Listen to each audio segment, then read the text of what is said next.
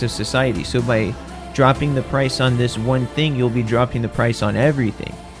It has like a cascading effect of improving everybody's lives. And imagine not having to worry about having to pay your power. Like some people are paying a whole lease or a car payment or another mortgage on power every single month, just in utilities.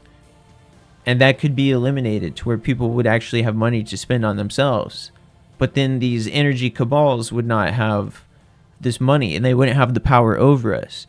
Also remember that the petrodollar is part of the American dominance, which I've talked about before. So fusion is also undermining the petrodollar. So this ultimately will probably transition when we go into whatever cryptocurrency Trump or the other people behind him will do. Which, wasn't it Palantir that was talking about stablecoin, which has links to possibly intelligence services, like American ones, maybe even other ones. So, and I'm sure if it's called stablecoin, it's going to be totally stable, right? Just trust Palantir and the CIA. They're definitely trustworthy. And look at Trump with the Trump coin and Melania coin, cryptocurrencies. He's already done 2 rug pulls to steal money, which is blatant grifting. That should be illegal. We just don't have the laws to catch up with it right now. But that sort of grifting, it should be absolutely illegal. That is just a joke. But that goes to show of what could happen with stablecoin, is the dollar plummets and then we're forced to trust stablecoin. So anyways, I'm just talking about how massive the fusion aspect is for society, that it transforms everything, even like geopolitical power struggles. It definitely has to do with that. And remember of the sovereignty aspect that I was talking about. So let's go finish up this. We're at the very end of how to learn about investing in fusion. Materials and components. Fusion reactors will need advanced materials for containment walls, superconductors for magnets, etc. Companies that make specialized alloys, ceramics, or superconducting tapes could see a surge in demand. One example, a firm that produces high-temperature superconducting wire used for powerful magnets and fusion tokamaks could become very important. Some of these are small tech manufacturing companies. And on the materials and components aspect, I'll just add real quick that in the last 24 hours, they're saying that we're going to have a massive memory chip problem. And it's going to become an increasing crisis into 2026. And some of the prices for memory chips have doubled in 24 hours. And the price of SSDs and memory drives are just going to keep on going up. And again, that it might not get better because AI is just taking up all the chips. So that's pretty concerning. That's like all of our devices. Precision manufacturing and engineering. Look at firms that build complex scientific equipment or power plant components. If fusion projects scale up, they may partner with established turbine manufacturers, because even a fusion reactor ultimately drives turbines to generate electricity in many designs. So companies like GE Aerospace, Siemens, and Mitsubishi Heavy Industries, which make turbine and power systems, could get fusion-related contracts. Artificial intelligence and computing. Since AI is aiding fusion research, you could invest in the broader AI trend as a tandem strategy.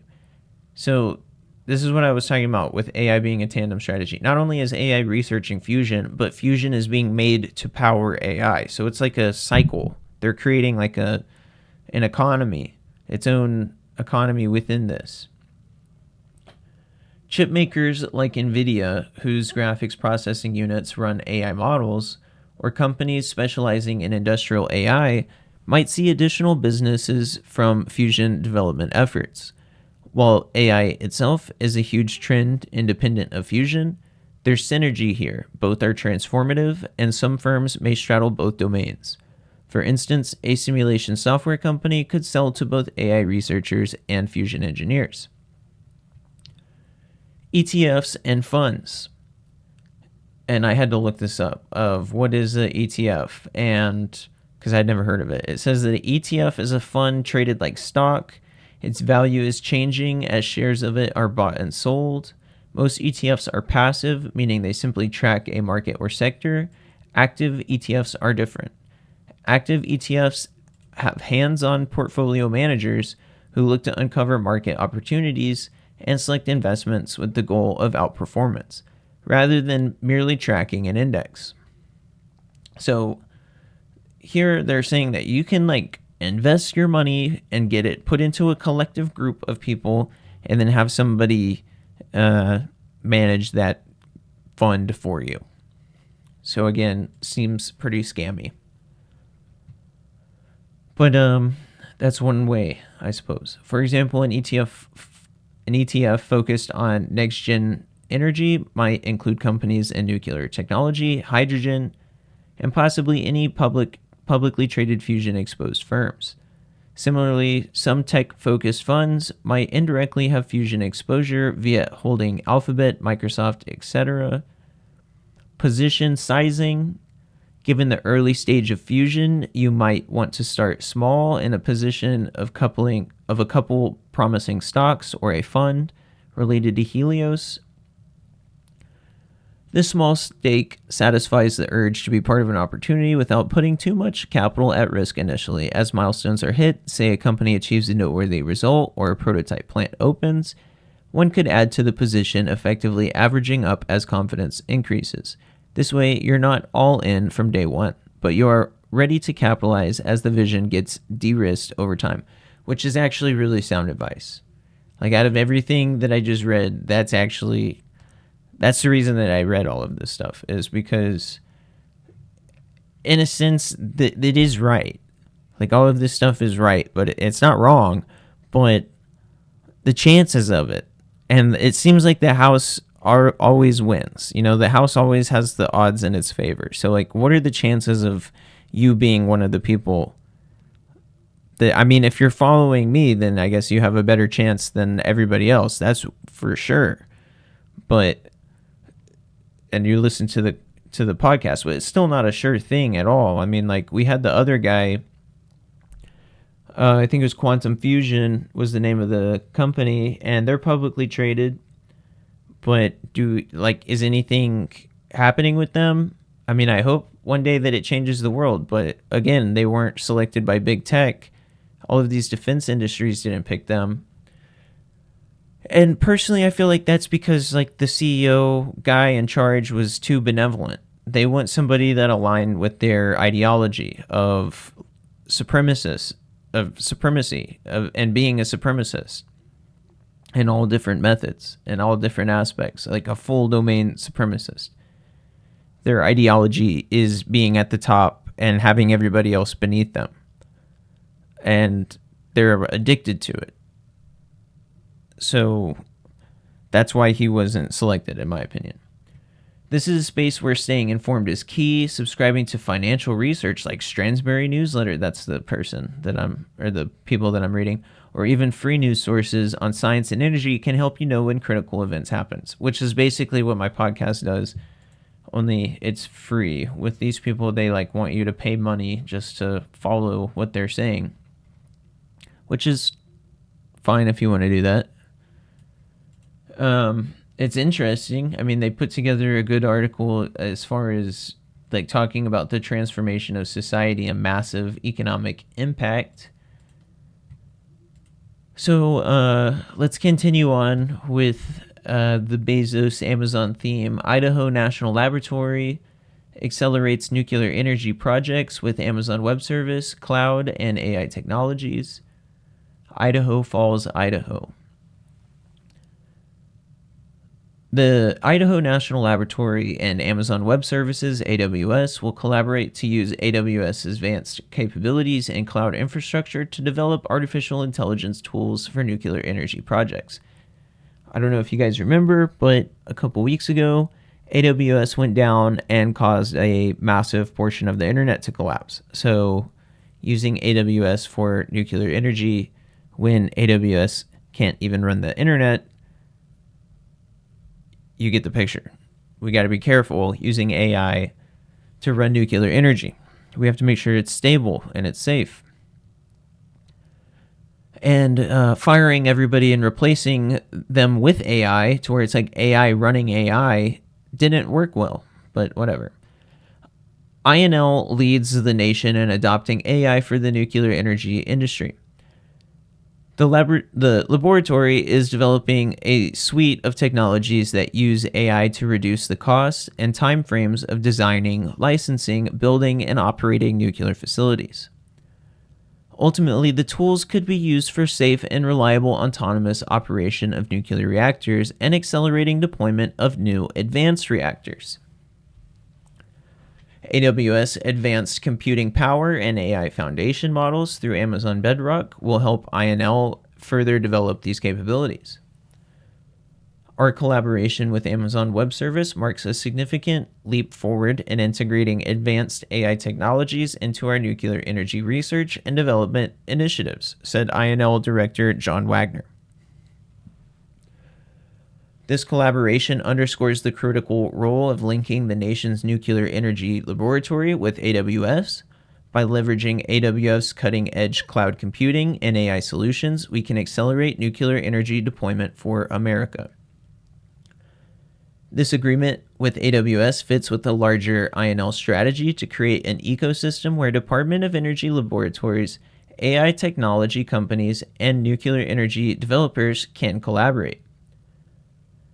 By providing INL access to its cloud computing and AI capabilities, AWS is enabling a nuclear energy AI at scale, said Chris Ritter, Division Director of Scientific Computing and AI at INL. Through this collaboration with AWS, we have access to AI models, GPUs, and specialized cloud services, including Amazon's Bedrock service, which will enable INL researchers to many leading foundational models to nuclear energy applications. Amazon offers customized chips such as Inferentia and Trainium, specialized tools such as Amazon SageMaker and Solution Architects to partner our laboratory with commercial AI industry. The collaboration will accelerate the deployment of nuclear energies to power data centers of the future, advanced reactors with growing levels of autonomy, developed through laboratory director research and development funding could be part of the solution.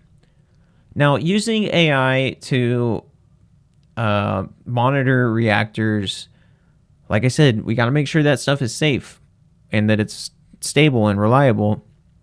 But an AI might be able to see things coming with what's happening inside of the reactor before a human can, and seeing like micro changes in energy faster than a human can. So it can respond to whatever's happening in the reactor faster than a human, and maybe even be able to predict something from happening. So having AI help with nuclear reactors might be a really good thing, but we have to make sure that it's safe, of course. AWS's powerful and AI computing technologies will support Idaho National Laboratory in development of autonomous nuclear reactor to pioneer a future where civilian nuclear operations are safer, smarter, and more responsive, said David Appel, Vice President of U.S. Federal and Global National Security and Defense for AWS. We're proud to collaborate with the Department of Energy and Idaho National Laboratory to accelerate safe, advanced nuclear energy that will strengthen American energy leadership and our technological edge.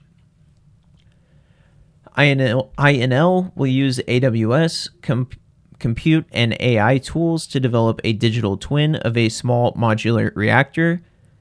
Nuclear reactors that range in size from 20 to 30 or 300 megawatts of electricity. Digital twins are virtual models of real-life assets such as nuclear reactors.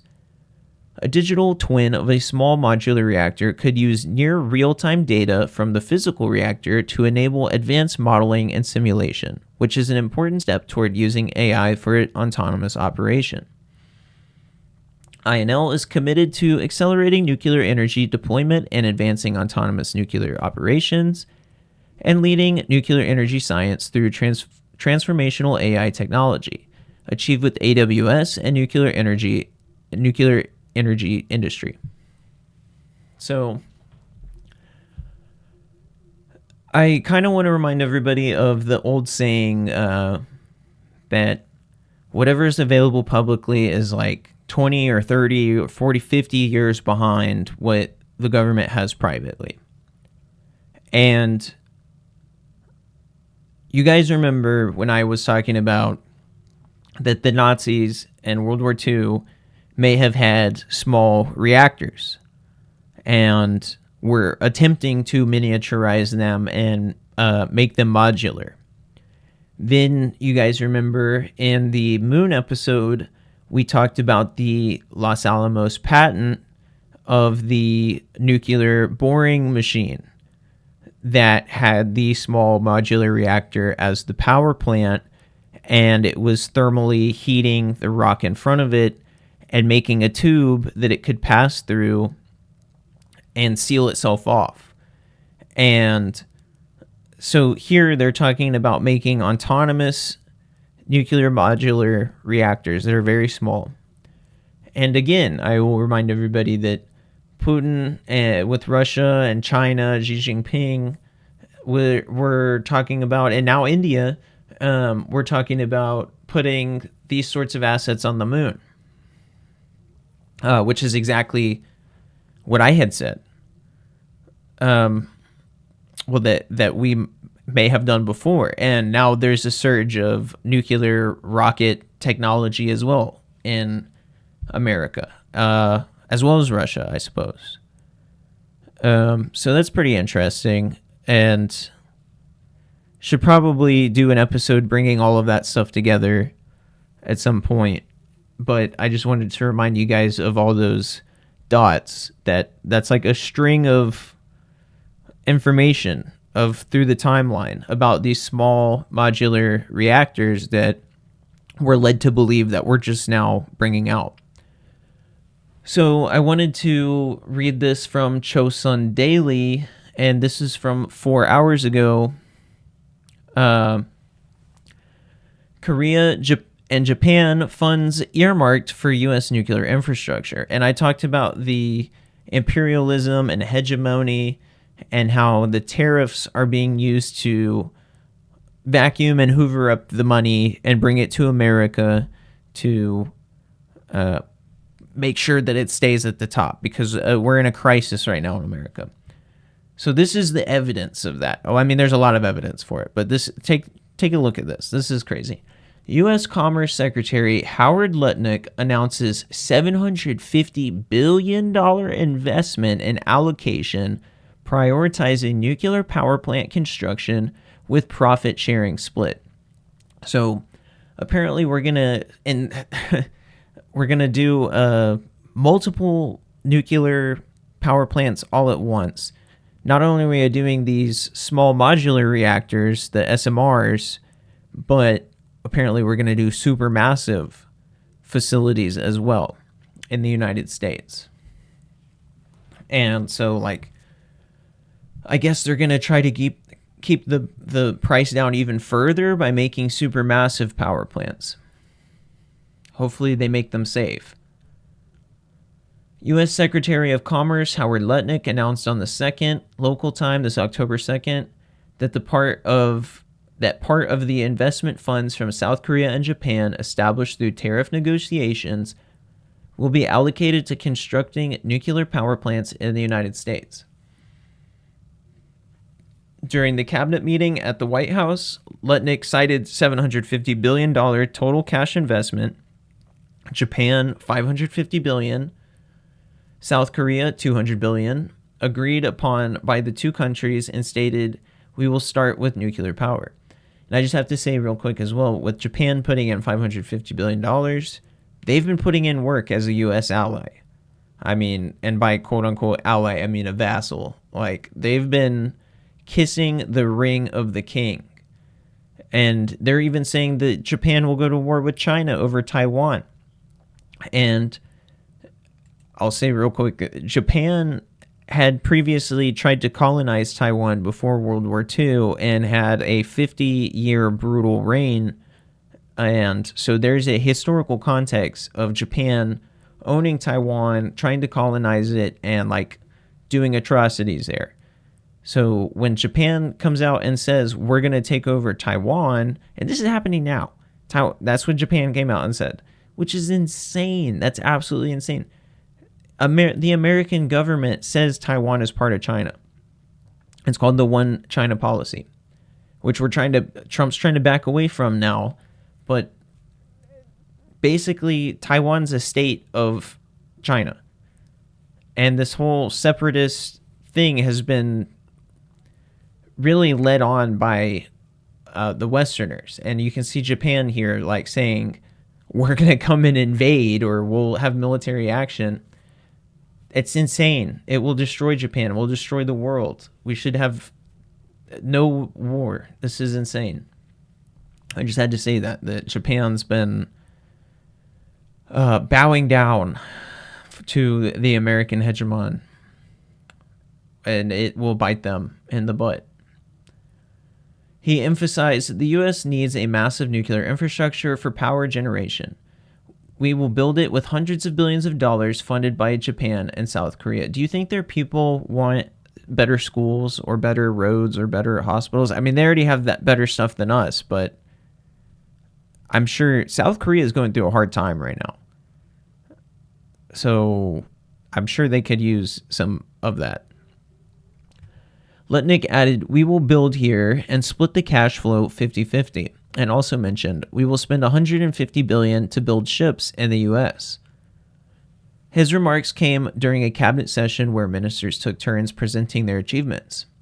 Earlier, the U.S. released a fact sheet through a memorandum understanding MOU with Japan, specifying that over half of Japan's $550 billion investment, $332 billion, will be allocated to constructing large-scale nuclear reactors and small modular reactors in the U.S. South Korea also signed an MOU agreeing to invest $200 billion in cash out of its total $350 billion investment, targeting sectors such as shipbuilding, energy, semiconductors, pharmaceuticals, critical minerals, artificial intelligence, and quantum computing.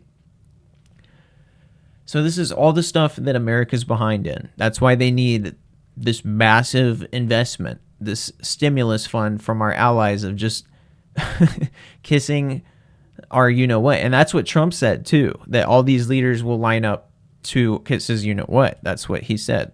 That was a direct quote. The remaining $150 billion will be used for shipbuilding investments, including cash investments, foreign direct investment by Korean companies, guarantees, and ship financing. So I think this will actually push a lot of people away, a lot of countries away from America, watching how we treat our allies, quote-unquote allies, who would want to do business with us while our dollar's collapsing, as we've already talked about. And apparently, I just saw a thing where some businesses are demanding to be paid in euros. So that's not good. Profit sharing from the investments will be split 5 by 5, I guess 50-50, between South Korea and U.S. until principal repayment, after which it will shift to 1-9, South Korea to the U.S. So then we'll have 90% of the money after we repay it. Meanwhile, President Trump remarked during the meeting that before he imposed tariffs, allies and other countries extorted money from the U.S., indirectly referencing South Korea and Japan. He stated, I won't name the countries, I won't mention Japan, I refuse to mention South Korea. Wow. They exploited our nation to an extent never seen before, but now we're making enormous profits due to the tariffs. Wow. Okay. So, keeping on the international politics trend, China has it, Russia has it, India's working on it, the small nuclear reactor race. And again, we got to remember that the Germans at the end of World War II, that there is evidence that they were building these. So this technology has existed since the 40s. And both the Soviets and the Americans had it. And it's probably spread out through the world since then. But all of this stuff is coming public. When I first started covering small nuclear reactors 2 years ago, it was not public like it is now. This is brand new. It's never been talked about the way that it is. And it's crazy. We're seeing every single day stuff is changing very quickly. From nuclear, I mean, it seems like every single day there's something big that's happened. The whole Korea thing just happened 4 hours ago. And then the day before that, Trump was talking about supermassive nuclear reactors, I guess, talking about this big deal. And then we have the Comet 3 Atlas. Again, it's like every single day there's something new coming from them about that. That it has some new strange anomaly. It's just a crazy time with the news. Things are happening very quickly. So in an exclusive conversation with NDTV, Dr. Alexander Volgin, director of projects South Asia region at Russia's state nuclear corporation Rosatom, spoke about the promise of small modular reactors. From Moscow, as artificial intelligence and machine learning revolutionize industries, demand for reliable, clean, and scalable power is surging. Enter small modular reactors, compact, factory-built nuclear power units that are fast becoming the darling of global energy sector. From powering remote islands to fueling data centers, SMRs, which usually generate less than 300 megawatts of electricity, are being hailed as the next big thing in atomic energy. And India is not just watching from the sidelines. It is building its own. The Bharat small modular reactor. Today, small modular reactors are the world's envy and only China's pride. In an exclusive conversation with NDTV, Dr. Alexander Volgin, director of projects at Russia's state nuclear corporation Rosatom, spoke about the promise of SMR and Russia's openness to collaborate with India on this transformative technology. And I just had to go back to only China's pride. It's crazy that I've been saying that China's been forcing America to release this technology. And again, we have this article like confirming and affirming what I was saying, that China and other nations are pushing America to release this stuff. America doesn't want to release it because it jeopardizes the petrodollar. That's why. Which is part of our leverage against all of these smaller, quote-unquote, third world countries, as Trump has been calling them. Compact, captive... Oh, I almost skipped a piece. When we speak about SMRs, we are speaking about small modular reactors. Small means they take up less space than conventional nuclear power plants, and modular means they are factory assembled and can be transported as a single piece. Compact, captive, and customizable. Unlike sprawling nuclear installations like Kudankulam in Tamil Nadu, Russian SMRs fit into just 15 to 17 hectares. It embeds pumps, steam generators, and nuclear fuel in one unit. It's a steam-producing unit that feeds a separate turbine island. Dr. Volgin. Each Russian SMR can deliver 55 megawatts of electricity and up to 200 megawatts of thermal energy. Their uranium fuel is enriched up to 20%, higher than conventional pressurized water reactors, but still within safe limits. This reactor is really small. I just realized 20%. Wasn't that what Iran was aiming for? That they were saying, like, we're not going to go to weapons level, but we're going to go to 20%? Isn't that interesting that that's the percent? And then we were like, no, even 20% is not okay. So I wonder if they're trying to make SMRs. I mean, I'm just throwing it out there. I wonder. This reactor is really small. The reactor itself can be transported by a train. It is ideal for remote islands, or places where diesel is currently in use. The global race. China leads, India accelerates. Russia is already constructing a land-based SMR in the Yakutia region and has signed a deal to supply 6 units to Uzbekistan. China, meanwhile, has commissioned a 100 megawatt land-based SMR as a test unit. It's a big push now, said Dr. Volgan. Most countries are developing their own SMRs, France, the US, and China, but Russia is a pioneer. We have used small reactors on icebreakers since the 1950s. The RITM 200 reactor is an evolution of those, which is true. India, too, is stepping up. Prime Minister Narendra Modi has announced a bold target of 100 gigawatt of nuclear power as part of India's net zero mission by 2070. The Bharat Small Modular Reactor is being developed indigenously by the Bhabha Atomic Research Center. I think that's how you pronounce it. Mumbai in Russia is keen to be part of the journey. We are ready to provide more energy, more reactors, large scale, small scale, floating units, even advanced reactors, Dr. Volgan said. India, Russia, from Kudankulum to Bharat SMR. When asked about the possibility of co-developing India's Bharat SMR, Dr. Volgan was unequivocal. If the Department of Atomic Energy and BARC invite us, for sure we will be pleased to cooperate. Wow. Department of Atomic Energy? So are they saying that they'll help Americans? Localization is also on the table. We're developing our supply chain in India. We are in tight discussion with the government and Department of Atomic Energy on localization and SMRs. With India opening its nuclear sector to private players, like the recent joint venture between NPCIL and NTPC, Rosatom is watching closely. It was great news. We feel the power and the wish of Indian private players to produce green energy. We will study all possibilities. Safe, proven, and green. Safety remains a top concern, but with over 400 reactor years of experience on Russian icebreakers and no accidents, which is very awesome, Rosatom is confident about the safety of SMRs.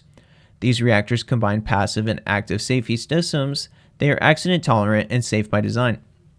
And if you remember, the spot that the suspected Nazi SMR had very little radiation, even after an alleged accident. So even back then, when they were still having accidents and they were perfecting it and working on it, and it was only just being engineered, it still was relatively low risk compared to these supermassive facilities that Trump is saying Japan and Korea will fund. I'm not sure if that's a great idea, honestly. I think that trying to keep it smaller would be better. It seems really obvious to me, but whatever. They are also green. Nuclear energy is sustainable. These reactors can supply energy for 5 to 6 years without reloading.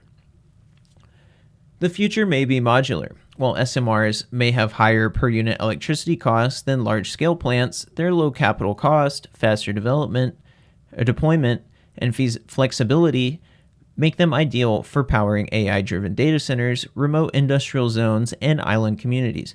Remote industrial zones, like on the moon, ? Or anywhere out in space. I mean, we could go for asteroid mining at that point. Just saying.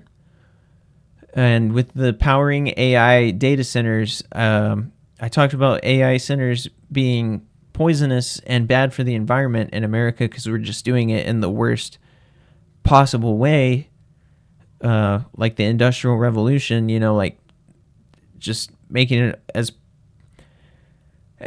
toxic as possible.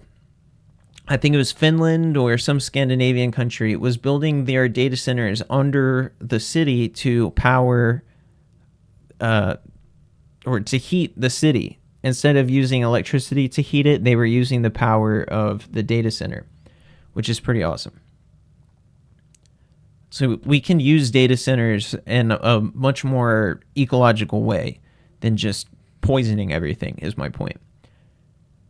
India is huge. Industries need green energy, and there will be a place for all types of reactors, Bharat, SMRs, large-scale units, and floating reactors. As India races towards its 100 gigawatt goal, small reactors made by India's private sector could be the secret weapon. It's interesting they used it in that term after everything that I had said, right? So here we're coming a little bit closer to the end here. Amazon signs agreement for innovative nuclear energy projects to address growing energy demands. New small modular reactor agreements are part of Amazon's plan to transition to carbon-free energy. And they have like a trailer, like an ad here, but I'm not going to risk the copyright on it. It probably has music. As we continue our path to net zero carbon, we recently announced that we matched all of our electricity consumed by our global operations with 100% renewable energy, 7 years ahead of our 2030 goal. As the energy needs of our business and customers continue to grow, we're continuing to invest in renewables while also finding additional sources of carbon-free energy that can both help power our operations and bring new sources of energy to the grid. Nuclear power is one part of that mix. It can be brought online at scale and has a decades-long record of providing a reliable source of safe carbon-free energy for communities around the world. Today, we're announcing that we've signed 3 new agreements to support the development of nuclear energy projects, including enabling the construction of several new small modular reactors, SMRs. SMRs are a kind of advanced nuclear reactor with a small physical footprint, allowing them to be built closer to the grid, which being built closer means less waste, because transmitting the electricity, you have loss. The further you transmit the electricity, the more the loss. They also have faster build times than traditional reactors, allowing them to come online sooner. Washington State is building out a full range of clean energy options as our electricity demand is projected to double over the next 25 years. Small modular reactors and fusion energy can play critical roles in providing consumers and business reliable zero-emission energy. It's exciting to see the Tri-Cities playing a local and national role in building a clean energy future. It's why we dedicated $25 million from Washington's Climate Commitment Act for Energy Northwest, and I congratulate them on being part of AW's effort to build clean power sources that help cover their growing energy needs. Washington Governor Jay Inslee. So remember when I was saying that taxpayers subsidize, we give money to these corporations and these private actors, and we're never going to see the money again? I know 25 million doesn't sound like a lot, considering we were just talking about almost $1 trillion or $750 billion. But $25 million of taxpayer money is a lot, especially when we're struggling here in America. So we're just handing our money over to these people, and we're never going to get it back. They're just going to keep on raising our power bills. I mean, that is to say, unless we were to stand up and collectivize and organize and tell them to stop it, and that we deserve electricity that is not exploitative, that, you know, power should really just be a human right. Electricity, like water, like air, like healthcare, it should just be a human right. Like, if you're born into the world, then you deserve electricity and healthcare and water and education and a house. All of these things should just be an expectation of how the government takes care of us, instead of just handing the money over to billionaires to keep on hoarding. This is like an episode of Hoarders. That's what I always think of it. But in the episode of Hoarders, it's always like poor people collecting massive amounts of stuff, and we're like, wow, these people are diseased. They're neurotic, they're anxious, they're kind of paranoid, they're delusional. And then we look at Elon Musk or any other billionaire who could end world hunger, could solve climate change, and instead they just keep on hoarding stuff. And we salute them and we say, wow, look at the billionaire, look at how they have everything together, look at how they're contributing to the world by making all these different corporations. Well, they're hoarding the resources and hoarding the technologies, hoarding the power, supremacist ideology. Elon Musk was just tweeting 3 or 4 days ago saying that the white race will be eliminated and that they need to spend their money on protecting the white race. So we have the world's richest man who we're just giving money to talking about that we need to like have a race war on the planet Earth. God help us. Can we stop saluting these people? It's insane.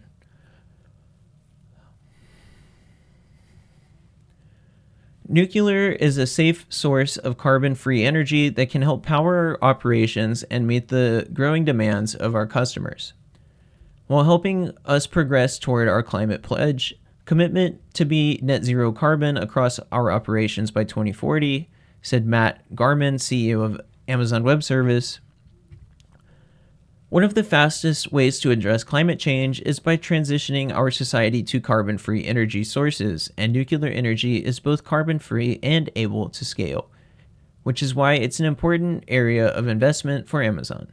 Our agreements will encourage the construction of new nuclear technologies that will generate energy for decades to come. In alignment with our all-American, all-of-the-above energy plan, small modular nuclear reactors will play a critical role in positioning Virginia as a leading nuclear innovation hub. Amazon Web Service commitment to this technology and their partnership with Dominion is a significant step forward to meet the future power needs of a growing Virginia. Virginia Governor Glenn Youngkin.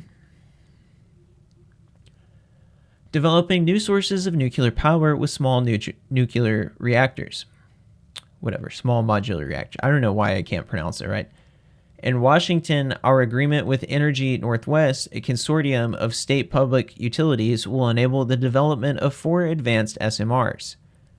The reactor will be constructed, owned, and operated by Energy Northwest and are expected to generate roughly 320 megawatts of capacity for the first phase of the project, with the option to increase to 960 megawatts total, enough power equivalent of more than 770,000 U.S. homes. These projects will help meet the forecasted energy needs of the Pacific Northwest beginning in the early 2030s. We're also making an investment in X Energy, a leading developer of next-generation XMRs and fuel. X Energy's advanced nuclear reactor design will be used in Energy Northwest project. The investment includes manufacturing capacity to develop the SMR equipment to support more than 5 gigawatts of nuclear energy projects utilizing X Energy technology. I don't know much about X Energy technology. I'll have to look it up. But I did see that there was some stuff that came out about it in the last 72 hours saying that it's working, they're getting the grants, they're getting the certificates, and they're moving forward with it. So this X Energy thing is definitely moving forward. So we'll have to, I'll make that an episode of its own, because I don't know. I assume it's some different type of technology of getting the particles excited to have a reaction. In Virginia, we've signed an agreement with utility company Dominion Energy to explore the development of an SMR project near Dominion's existing North Anna nuclear power station. This will bring at least 300 megawatts of power to the Virginia region, where Dominion projects that power demand will increase by 85% over the next 15 years. I'm glad Dominion and Amazon have come to this exciting agreement. To diversify our clean energy options from offshore wind nuclear energy, Virginia is well positioned to be a leader in energy innovation and job creation. I will continue to do all that I can to make sure that we are harnessing that opportunity, including by encouraging other companies to utilize the clean energy incentives and the Inflation Reduction Act that I'm proud to have helped pass. U.S. Senator Tim Kaine,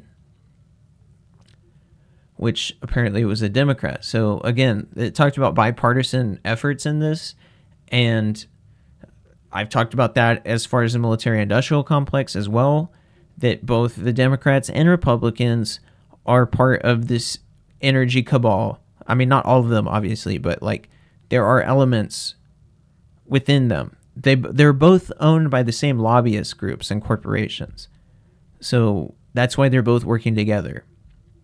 instead of actually helping Americans. They're just handing over money to the rich, because that's who a lot of our representatives actually represent, is the needs and interests of the corporations rather than their constituents, which is obvious.